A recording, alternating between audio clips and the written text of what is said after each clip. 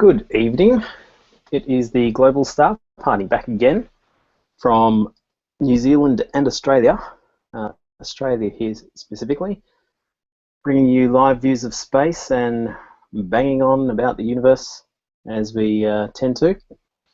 Tonight we've got just me and Kevin and Paul, and we're going to jump straight into the live views because you never know when the clouds just will decide to come and ruin everything. So what have I got? I've got my telescope set up outside just behind me here. So I'll share my view. And this is a 3-minute exposure coming down straight off the C 9¼ inch Schmidt-Cassegrain with a f6.3 focal reducer and a QHY9 mono CCD camera. So it's a pretty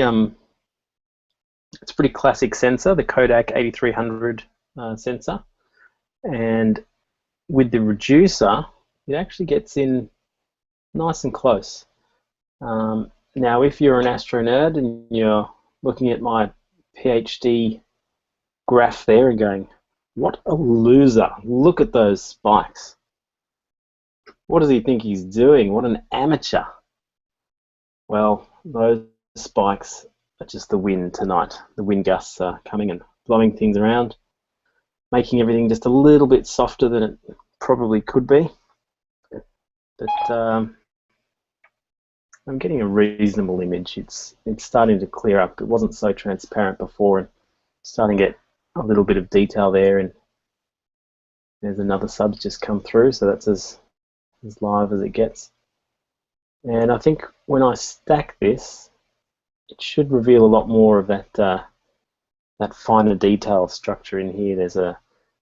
There's some lines and some spires inside this planetary nebula structure that you can see in the inner core that should hopefully come out once I stack it and the noise disappears and the signal comes back out again.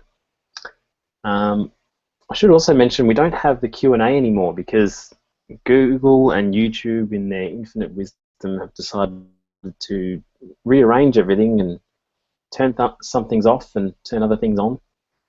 And Hangouts still exists, but it exists over in YouTube now, and YouTube has its own completely separate YouTube live streaming stuff, and it's all a little bit odd, but for some reason the Q&A stuff is just no more. You can still ask a question. I believe if you go to the YouTube comments on the video and leave a comment there, I'll keep my eye on the comments there, and if anyone says anything, I'll endeavour to do my best to answer. Now I think Kev's having some mic issues at the moment, which is a real shame. I still can't hear you there, Kev.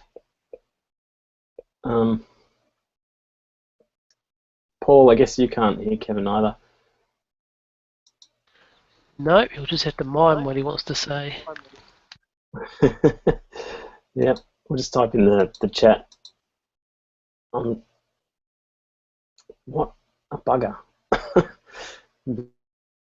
Because Kev has an image that he's taken this evening that I was going to share out and have him talk about it. But instead, we'll just have me. Okay, I'm going to jump over to Paul for a second, who is sharing some Triffid for us. Paul, how was the seeing there tonight? I noticed it's going in and out a bit. Yes, we have clouds as usual. Yeah. So, what gear do you have trying to pierce the clouds right now? Is this some sort of freaky solar scope hybrid? No, this is just the 132mm refractor with the guide cam on the back end. Cool, cool. You can see it. You're doing pretty short exposures right now, yeah? 10-second. 10 seconds, yeah. So that's nice and live.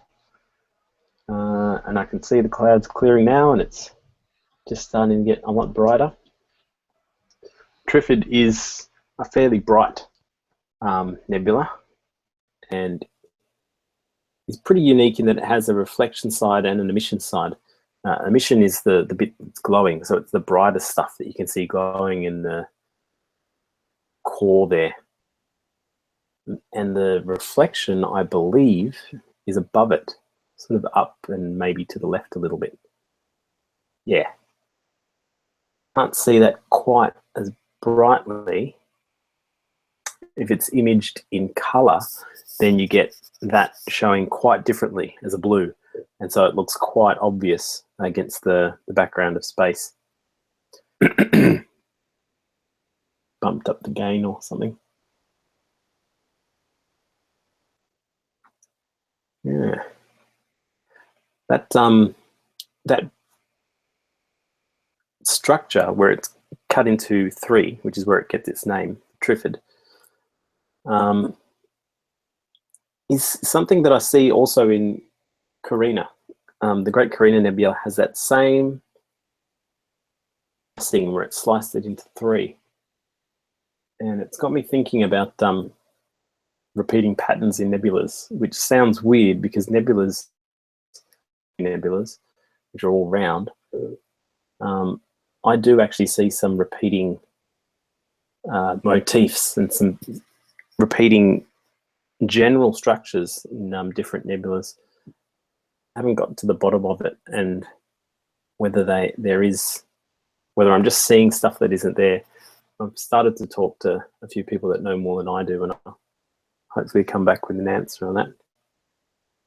And Kevin has joined us again. Let's see if he's got audio. Have I got audio? You do. Oh, Just turned it off and on again. an old trick from way back. Very good. How are you, Kev? I'm well tonight. Tired from all the driving I did this afternoon, looking for a nice spot to take a photo from, but that's another story. Well, it could be another story, or it could be one that we share right now. And I'll just see if I can bring up that image of yours. Oh, the one I just posted. Yeah. Yeah, I do apologise, and I did apologise to you. You might not have seen my reply to your comment, but there's not a poo pipe anywhere to be seen in this image. Yes, I did see that. The last version of this image Kevin took was out in the backyard, and it had a really lovely silhouetted poo pipe against this majestic cosmic scene, and that's nowhere to be seen in this new version. I'll need to start taking my spot healing brush to some of those features of my neighbours' houses. Almost there. Here we go. All right. Walk us through this one. So, I've known of this conjunction coming as we do now for quite some time. With all the apps we've got, it's easy to plan ahead months in advance to know exactly where all the bodies are going to be at any given time and say, I need to be there, pointing in that direction on this night at this time so that I can get a photo of that. And so what we're looking at there is the thin crescent moon, I think 3.3% illuminated was what I got told. They're amongst the three conjoined planets that have been dancing around amongst one another for the last few weeks. Venus, the brightest one at the top, Jupiter below it and the moon near the horizon, and off to the left is Mercury.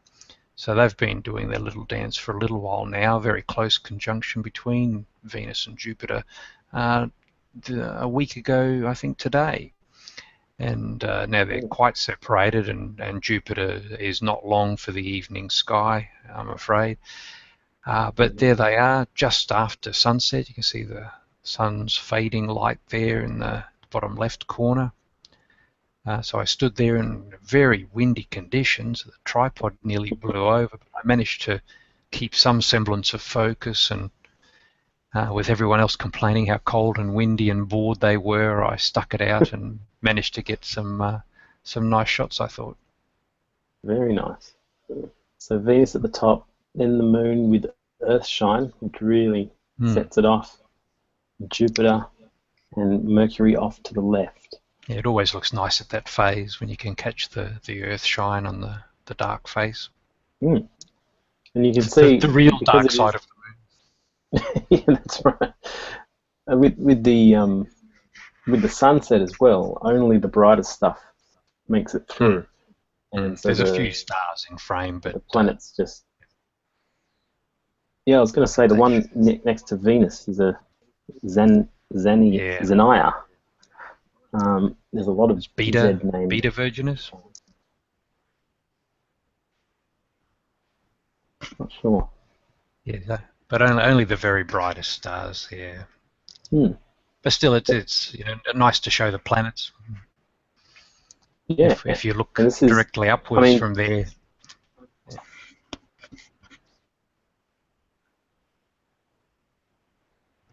Sorry, go on. Yes. I was just going to. There's a bit of a delay between us. I was just going to say that the planetary conjunctions sort of happen often enough not to be too uncommon, but they're very difficult to photograph in any kind of really wonderful way because they are just these point sources of light in the sky.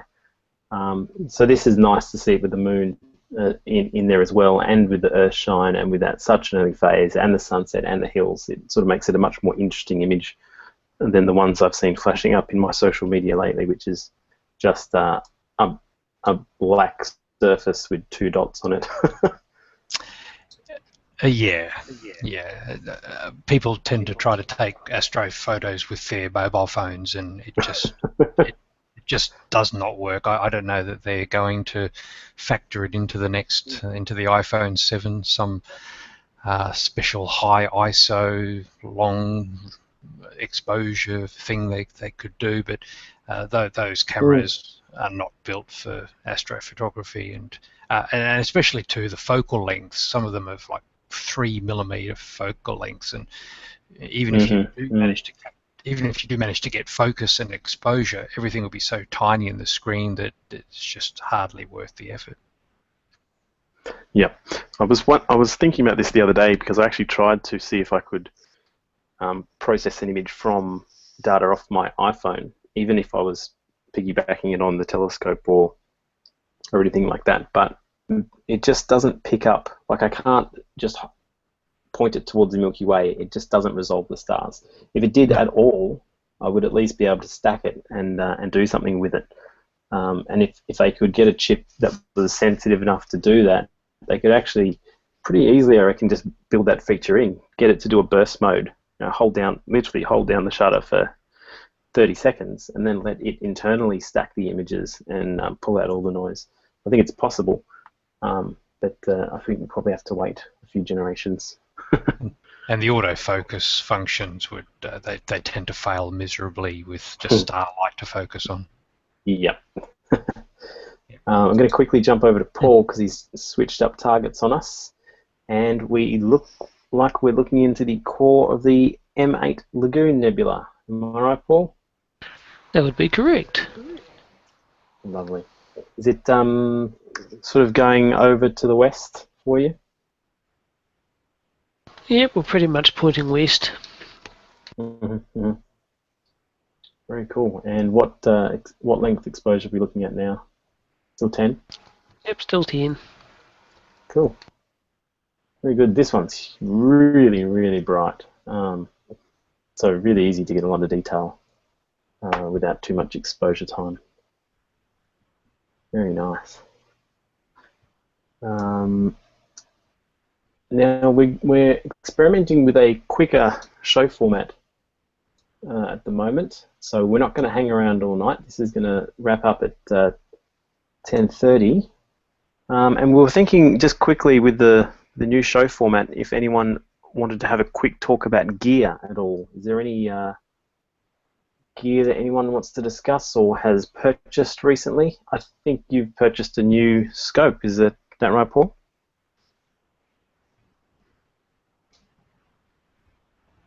Hey. I think Paul's about to show us a photo of his new scope.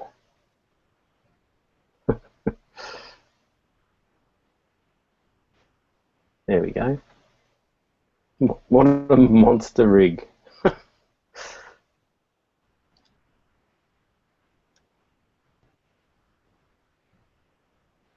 It was more impressive when he had the LX200 attached to it. I couldn't fit that on two. Where if you have a really nice mount like this Paramount, I believe, you can put a lot of stuff on it, which Paul has done. Walk us through this a bit, Paul. Alright, so currently looking through the scope over here, which is 132mm APA refractor. Mm-hmm. This is a little Z80 refractor, which is basically just being used as a counterweight to balance out this monster over here, which is 152mm hydrogen alpha solar scope.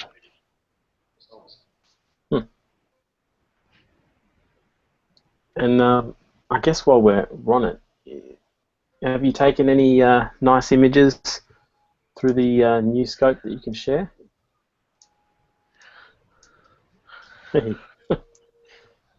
It's like it's scripted. Yeah. Here's one I prepared earlier. This is actually using the scope in white light mode instead of hydrogen alpha mode. Really? That's beautiful for a white light image. That's really clear, really detailed. Is this group from today? Yep, these are the new Sunspot group that's just rotated into view.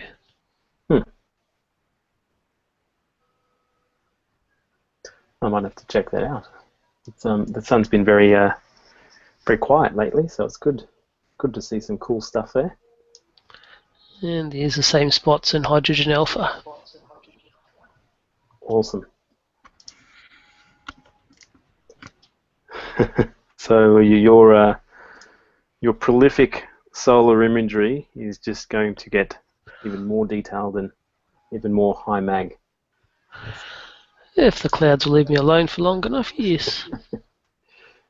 Very, very cool. I don't have any real new gear to show apart from this one, which is not really astronomy related, but I got a microscope. And it's pretty cheap. Okay, you're going to share some photos you've taken on that, Dylan? Yes, it does resolve sperm. I can attest to that. I was amazed. But really, you put anything on it and it looks amazing. Anything at all. It's incredible. I was surprised that a scope that you can buy for $70 US can do something like that. Well, that's actually cheaper than the Aldi one we bought for our little guy. Huh, wow. Yeah, I think it's a little bit more expensive with the AU conversion rate and the amount that we get charged when vendors import this stuff now. But it's still, it's still pretty cheap. You could get the kids interested early. I remember having a microscope as a kid. Mm. I don't remember doing. Yeah. I think your statement that the first thing that any boy gets when he gets a microscope, I don't know, that is entirely true. Well, if people can visit my social media for that video of my fertility there for everyone to see. But quickly changing the subject, or maybe going on a tangent, here's a photo of my son. Just playing around under the coal sack nebula. Is that showing up on your screen? Yes. I'm getting that, yep. Yeah. Cool. Just a 15-second exposure. It was pretty cloudy last night, so we just sort of went and ran around in the dark, and he hadn't seen how long exposures worked, and he was having a ball just running around with the lights and making shapes, which was cool. Did you get him to sit still to get his body in? He looks like he's standing still. Yeah, I just said just freeze, and he just froze. That was a one shot. Ah, okay. Cute. And here's another one from the other night of two iridium flares that happened within a minute and a half of each other. So I was able to do them and stack the two images, the background images, yeah, just as is, which worked quite nicely. And the International Space Station, 2 minutes before that, flew in through here. I didn't add that in the final image because it's sort of weird just having all these lines everywhere, but it was a nice little group. Yeah, I occasionally get out to iridium flares. They never quite look as good as that one though. It wasn't too bad. It was like Mag 3 or something. My helix is still there. We've got 5 viewers now. We only had one before when I shared this. So this is a live view of the Helix Nebula coming off the scope in my little backyard observatory. That's with colour imager, is it? No, this is with the QHY9 mono CCD. This is the H alpha, is it? No, this is just luminance, so no filter at all, just mono. I don't actually have any of the gear to do any narrowband or colours or anything with this camera yet. So I've slowly got a kit up for that. You've got a set of RGB. And I'm going to flick over to No, I literally don't have any filter set up between the camera and the scope right now. I have RGB filters for my planetary stuff, but they don't fit the setup that I got for this one. I'm going to quickly flick over to Paul. We're going well with the live tonight. He's bringing us, I believe, the Omega Nebula. Is that right, Paul? That's it, or the Swan Nebula, however you want to do it. Oh. I'm getting better at this. 2 years ago, these were all just blobs, like psychology ink blot tests to me. And now I can just look at them and tell you what they are. All right. We have a few more minutes before we wrap up and I can get stuck into my second beer of the night. Does anyone else have any images or news they want to share? No new equipment. Haven't actually been out imaging much myself lately. No, you must have a bit of inspiration now that you're all booked to go see the eclipse in the United States. There were a few tense moments. Where the original hotel that we wanted to book into, by the time we got around a week, because all of these places only book their rooms 1 year and a day ahead, and we were one year minus a week, and they'd booked out. Wow. If you're planning to travel to the US for the solar eclipse and you're looking to get a hotel room along the path of totality, you best hurry. Yeah, it's such a massive event, this coming eclipse, that even the anniversary before the event was a big deal, and yeah, I think that because the path crosses such a populated and connected part of the world, the entire continental US. Yeah, unless there's a major news story that day, it's going to dominate the media on that day. It's going to be massive, which is great. Great for space, great for science. Yeah, very much looking forward to it. There is one bit of news that I can share right now, actually, that is topical because it just happened today. The controversy continues. Paul just let me know about this earlier. I saw this image earlier today. This is today's APOD. And a lot of people, I can't confirm it, but a lot of people are calling bullshit. And having looked back at it with that in mind, I'm starting to see what they mean. This looks like a composite. The creator may well have taken an image of the eclipse, but it looks to be composited on top of just a scene. The darkness that occurs shouldn't really be traveling in a curve like this. It seems weird for that to happen. and you can sort of tell whether the difference in color between these two clouds, that really just looks like a levels adjustment. It doesn't really look like a true change in luminosity. So the jury's still out, but the community are calling this one a fake. Oh, I think the other piece of evidence too was the guy's website. He's a professional digital artist. Well, I mean, I have photographed solar eclipse once, and to have the camera settings such as to see the sun and not have a complete blowout, because he hasn't got a complete blowout there, and to still be able to resolve grass in the foreground. Yeah. When the clouds I'll buy, the clouds you will see when you boost the levels. I've got if I let me just. I'll see if I can screen share a couple that I've pulled up from my eclipse experience. That you can resolve clouds out, but they are really faint.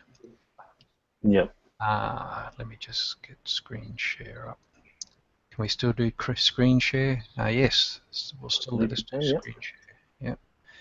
So if I just screen share that, that's a Picasso window. Now, can you see that, Dylan? I can see your diamond ring. So that's a diamond ring. So there's no filter on the camera. It's not horribly overexposed. That is, you can see, still see the corona around the parts of the sun that are eclipsed, and you can see clouds in the foreground. They're not nearly like the APOD image, but just the fact that you can easily see the clouds, I don't think that's enough to call BS on. Yeah. Well, I always like to give people the benefit of the doubt. I mean, if he can present the unprocessed image, and if he's got the evidence that that's a single image and not a composite, then good on him. It is a spectacular image. Yeah. But the APOD guys, they just get caught out too many presented. Yeah, it was presented by APOD as a quote-unquote snapshot. Well, that it most certainly is not. No. And if he's got cred as a digital artist, you've got to start wondering, don't you?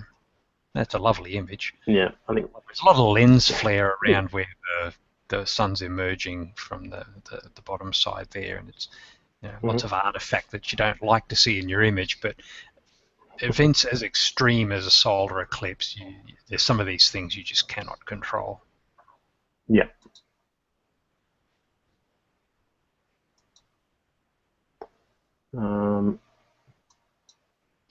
We are about to wrap up here. We're keeping the shows shorter now just because the hour-long shows, it's a lot to sit through. And if we look at the stats on the video views, not just our videos, but any YouTube video, people don't have those kinds of attention spans unless it's some kind of academic lecture or something. We're going to keep them short and sweet and bring you the live views, bring you a couple of key images, recent images, and if we get time, get to these best of the submitted images, talk about the topical stuff that's happening now, and just keep it rolling. So we are going to wrap up for the night. Thank you, Kevin. Thank you, Paul. And good night. Yeah, stay tuned for more. Catch us on YouTube and Google+. Bye-bye.